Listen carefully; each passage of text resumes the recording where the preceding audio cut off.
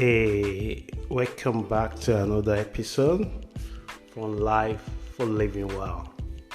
My name is Richard. Before I dive into the topic I have for us this week, I'd like to quickly say if you'd like to know one or two things about Life for Living Well community, you can find it out on our website at www.lifeforlivingwell.com.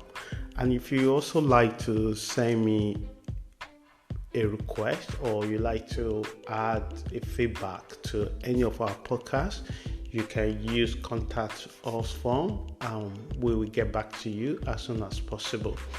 If you like to sign up for weekly article that we send out every Tuesday, you can also find the form on the website where you put your email. It's free and we don't use the email for anything, so just to send the article out for those who are signed up for it. And every article we send out is also the same topic that we tackle for the podcast every week. If you do have the time and you like to say the video log of this podcast, you can also check it out on our YouTube channel at Life for Living Well. So if you just type Life for Living Well and it will take you to the channel page. So I hope that the message is clear. So let's dive into the topic we have today. So the topic I'm presenting to you this week is what I call unconditional happiness. So you wonder what do it mean by unconditional happiness? I'm hoping that by the time we arrive to the end of this message, you will be able to get one or two things that you can also apply to your life. So as we normally do, we normally take one individual and use their word and build our own message around it because it serves as a map of where we're going. So today I'm taking from great motivational speaker and Denis Waitley, and he put the happiness this way, and I really like it because it touched every area that I want to cover this week. So he put it this way: happiness cannot be traveled to, owned, and won or consumed. Happiness is the spiritual experience of living every minute with love, grace, and gratitude. And this is so deep, but by the time I break down the message this way, you will be able to see where Denis Waitley is coming from. And so the topic again is what I call unconditional happiness. Why did I call it unconditional happiness?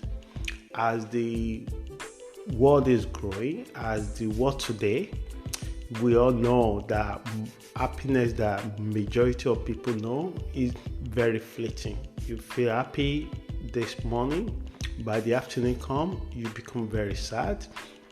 Or you feel happy at one point in your life and then another part of your life is consumed with depression, with sadness, with resentment, with all kind of lower emotions that are really very destructive for your well-being. So happiness itself is fleeting. Why? In my own view, is because any moment or event beyond your control can actually strike. So what happens to people when this thing happens like a weather, that suddenly it changes?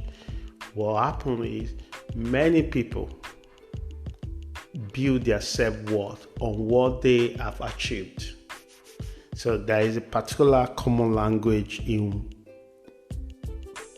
some country or their culture, so they heavily attached to what they have, the name, the status, their age. So when they meet total stranger outside and they were quarreling with each other, they constantly say, "Do you know who I am? Do you know who I am?"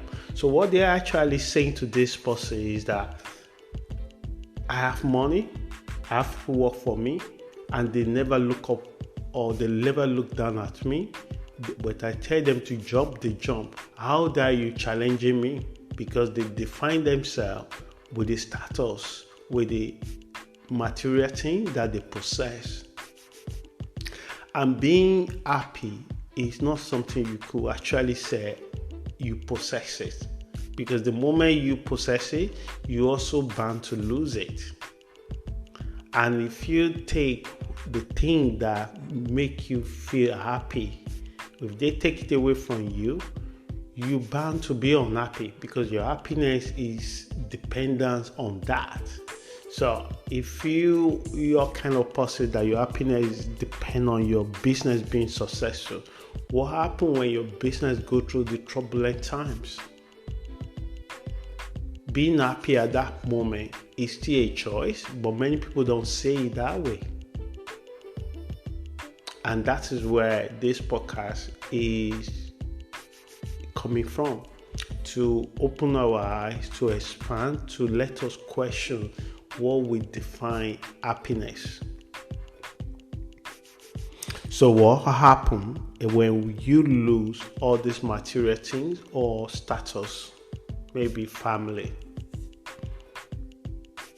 People often sink deep into depression and sadness.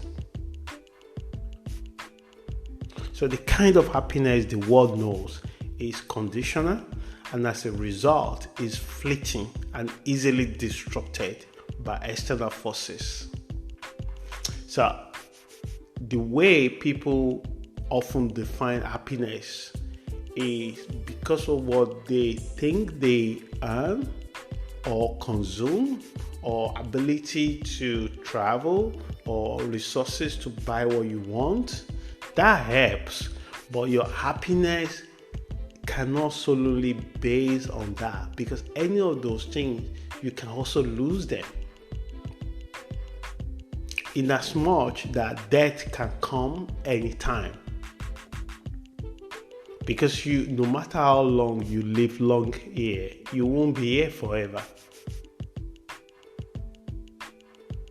So if you now spend your life worry about your status all the time, worry about your business all the time, worry about what you earn, what you consume, your status, your achievement, and you think that is the only thing that make you happy, what happens if all those things are taken away from you? That's what this podcast is challenging you to look at happiness in another way. And if you're going to look at happiness on unconditional happiness, that is higher level of looking into the happiness. So just look at social media or social gathering and you meet different people. So what did you notice the first time? See what seemed valuable to people. Many people spend a lot of their time to package how they want the world to see them.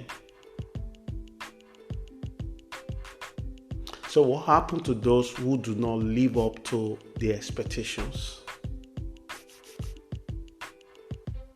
Some other people happiness is to compare themselves to others. Say, oh, if I am this level, I am happy because I'm better off to that person. So as life and death are like the beginning and the end. So in certain situations where we have no control, but in between, you always have a choice, either to open or close based on your daily life experiences. So what I'm trying to say here is that as long as you are given to a bath, we arrive here. One day we will depart this earth. And before then, things that happen to us, within those moments, we also have a choice to close our hearts or to open our hearts. But if the only happiness we know is a conditional happiness, what we naturally come is to close up our hearts. thinking people are bad. There are bad people. There are also people that are not bad. But how do we know when we engage with people? Maybe we lack the wisdom, maybe we lack the understanding to make a character judgment of the people that we come across. People don't show this. Maybe we lack patience to build the relationship in a way that we understood the person that we're dealing with. And you cannot know anybody unless you first know yourself. And if you don't know yourself, how do you pretend to know somebody else? And this is really, really deep process that many people run away from it.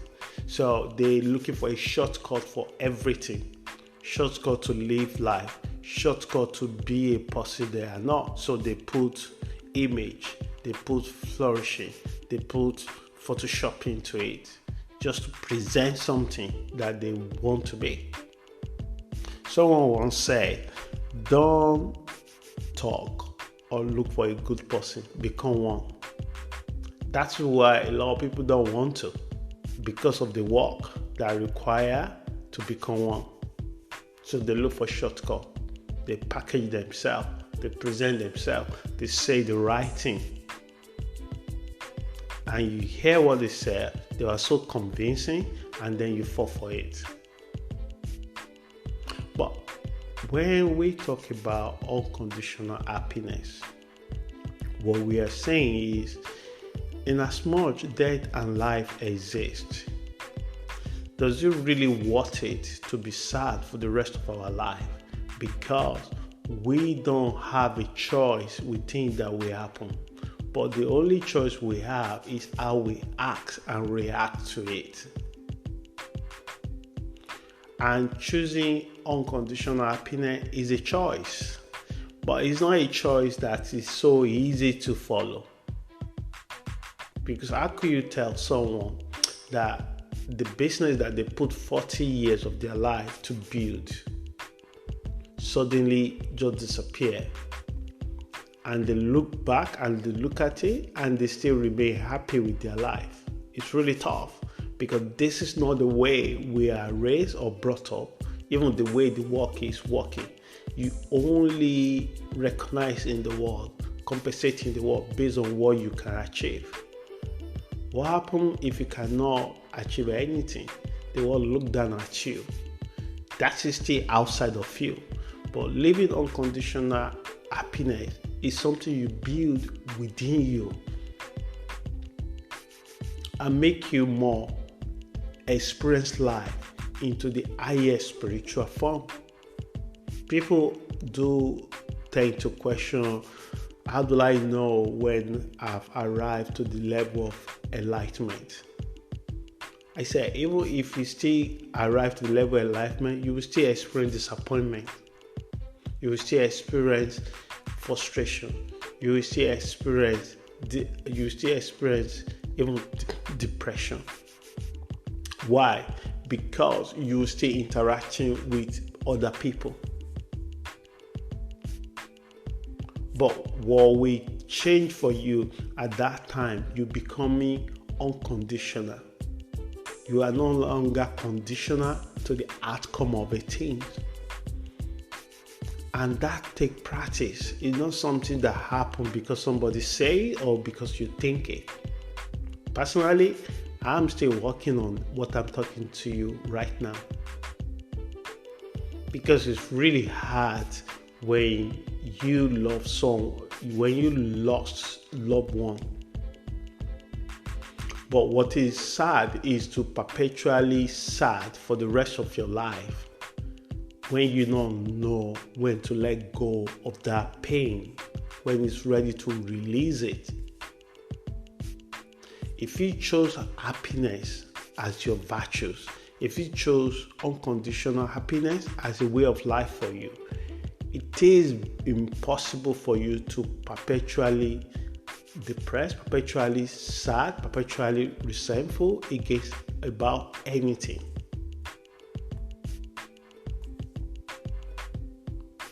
So it will require a kind of determination to practice unconditional happiness, which allow our mind to open to experiences. And for me, unconditional happiness seems to be the highest calling in life and the spiritual path. It is a lifetime practice. It is something that you have to continue practice as long as you are here. You only stop when you are no longer here. Because the moment you said you want to be unconditional happiness, you will be tested. Things that you're so afraid of will throw to you. Your friendships will shaking. What is more important to you will be shaking. You'll be tested. Don't mix it up. You will feel sad, but perpetual sadness is a choice. You'll feel frustrated. Perpetual frustration is a choice. You'll feel pain. You'll feel disappointment. Perpetual pain and disappointment is a choice. It is to know when to release them. It is to know when to let them go. Because when you hold on to all this emotion, it deprives you of vitality of life. It deprives you the opportunity to experience life to the fullest. So imagine how a person's behavior, words, or catastrophic event could derail and ruin a day. You could be driving, and just the way somebody don't shows indicator that they turn into right or left can really ruin your day, because you begin to ruminating about it for the rest of the day. You get to the meeting, you becoming impatient with the people you're having a meeting with. You go home, you are having an attitude, rub up the joy of your dog, of your children, of your partner, or wife or husband, and the people don't want to be around you. You will be surprised how someone, what they heard on the news or what they saw on the social media can disrupt their well-being, can disrupt their mental health, can disrupt the way their mind works. That's why some people try to reduce their consumption of news, which is a wise thing to do.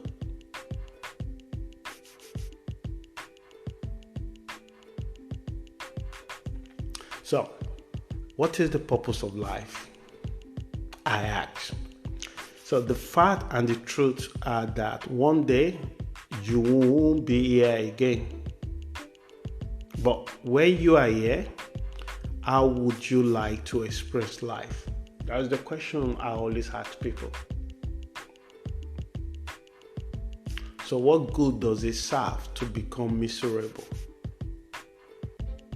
Because so many unhappy people, it's not something that happened to them today that actually build up this unhappiness. It's something that happened for years, but they did not know, or they refused to let it go. And someone once said that someone hurt you, but you end up eating the poison, hoping that it will kill them. But it's going to hurt you. It is you that will destroy again. And that is why resentment is something that you should work so hard not to allow it to ruin your life. So when we are sad and unhappy, our heart also close to energy for vitality. But when you are happy, your heart also opens to energy. An open heart is the source of creativity and vitality. And that's one of the purpose of joy of being alive. When you become a co-creator, and you can only do that when you are above the boundary of happiness. happiness that cycles within the boundary, it cannot be happiness that you can rely on. It can easily snatch away from you. But when your happiness is unconditional, you have so much power to bounce back from the setback. Because in this world, setback will come. It will come different stages. It will come different levels. But what will keep you going is because your happiness is not conditional. It's not conditioned to a particular event. You're able to live in the moment. You're able to show gratitude to it. You're able to enjoy the experience.